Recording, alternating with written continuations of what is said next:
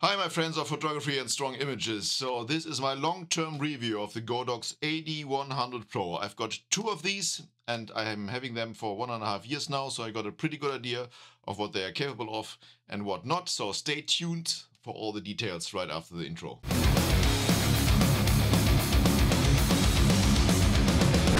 So to start and to get right into the topic, would I purchase them again? Probably not. The reason for that and which Godox flash I'm preferring over these, I will let you know at the end of the video, because I have to give you some details for this to really explain it. My overall impression of the AD100Pro is that, generally speaking, for me they are the basically the studio flashed version of the Godox V1 on camera flash.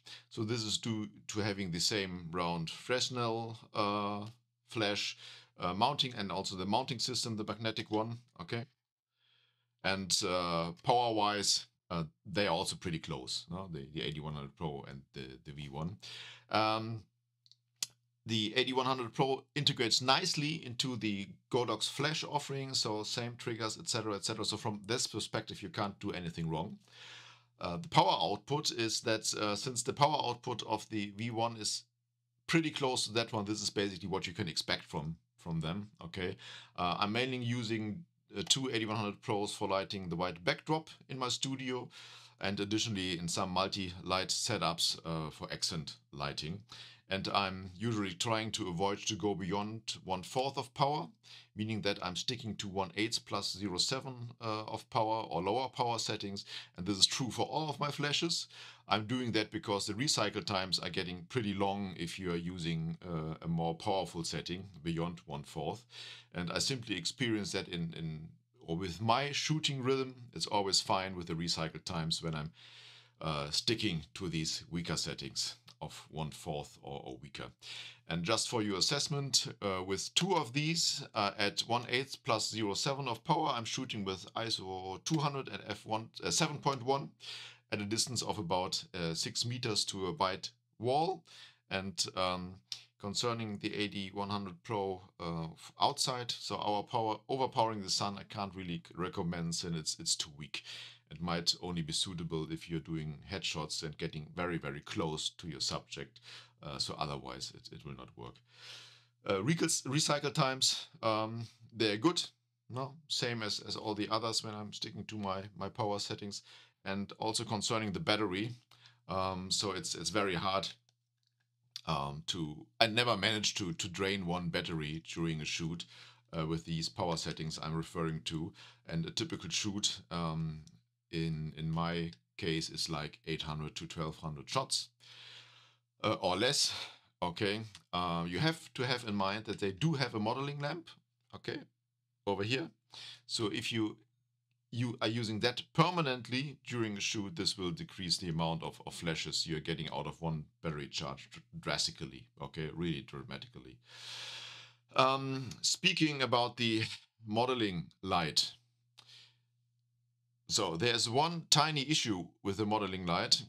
It's because, as you can see, it's placed off center, which has some impacts with some modifiers. So if you're using the modeling lamp only to illuminate your subject so that your autofocus is working better, it's completely fine.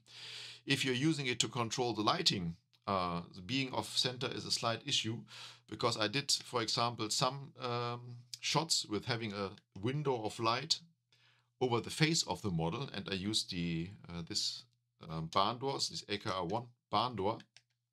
So and now, if I put it on, you can see, being off center, if I close them,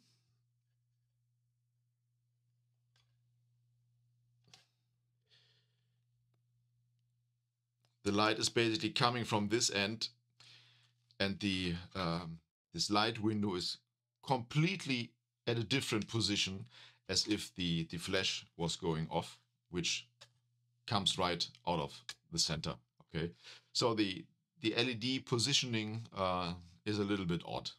Okay, concerning the build quality, I think overall it's great. At the beginning, I was a little bit concerned about the sound when the flash is going off. I can let you listen to it, because the sound sounded a little bit weak, a little bit damaged. Okay, so I wasn't sure if it's long lasting.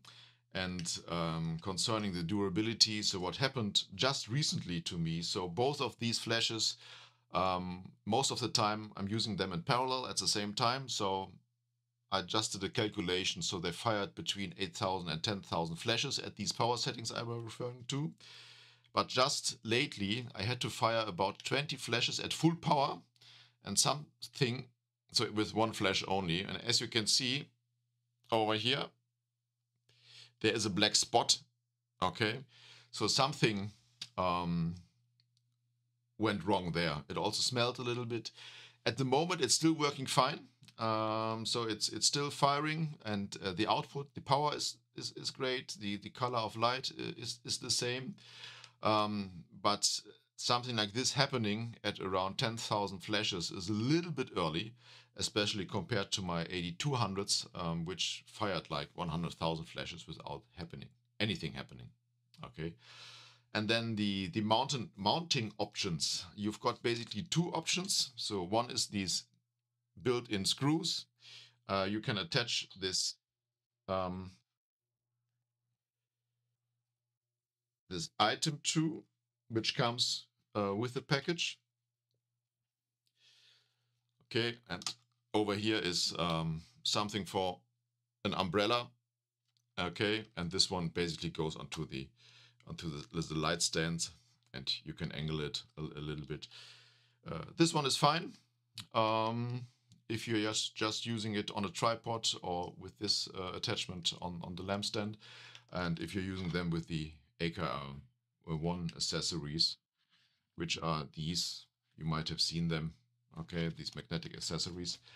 When you want to go with larger modifiers, it works with the Godox S2 bracket, and the S2 bracket is the one where you can remove this lower spacer.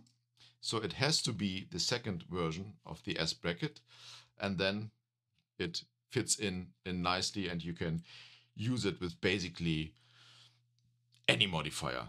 Okay, since it has a Fresnel head, yeah, you have to take this into account. So the lighting will be a little bit different compared to having a omnidirectional bulb like with the 8200. Okay, just keep that in mind. Then you might have heard of the green tint issue.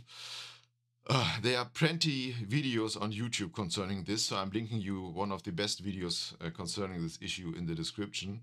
The AD100Pro has got a greenish tint, which doesn't matter if you're using the AD1 Pro only or just in combination with other 100 Pros, okay?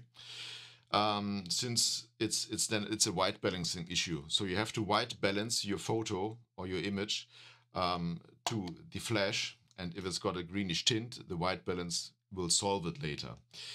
But when you are combining it with other flashes, you basically have to decide which white balance to go with. And I can show you an example here. So this is the AD100 Pro firing onto an ash gray backdrop with the white balance set to the key light I used and the fill light, which were an AD600 Pro and an AD200 Pro. And as you can see, there's a pretty strong greenish tint. And in this case, you have to use a gel. And please check out the video I linked in the descriptions for all the details. Using a gel is not complicated, but it slows you down because you have to think of it always, and it's extra work to get this tiny little foil onto the flash, etc., etc. In general, the greenish tint is quite severe, or severe enough to get a kind of halo surrounding your subjects. So when I'm photographing, when I'm doing photos of people in front of my white backdrop, so where these flashes are shooting onto the white wall, so you're really getting a greenish halo. Okay, so it's not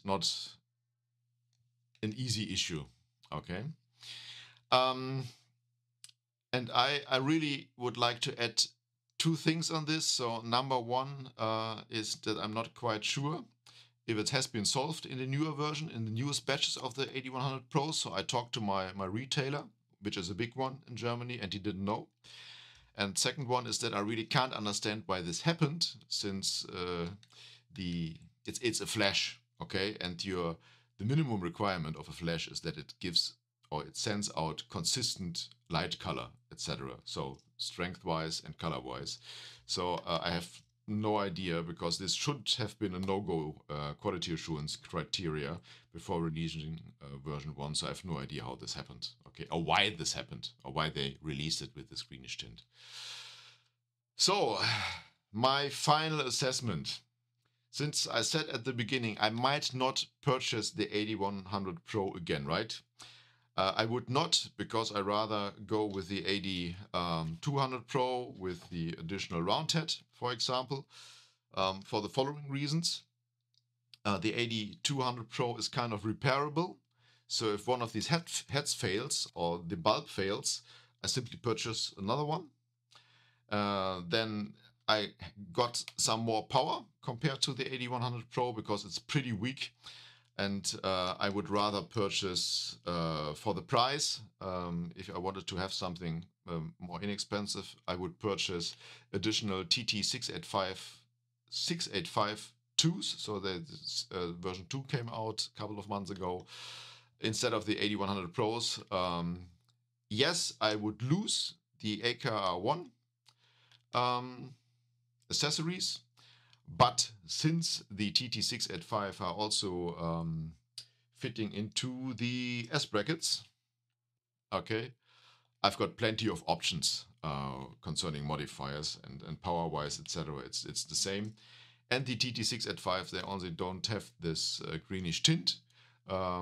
So that would be my assessment. So I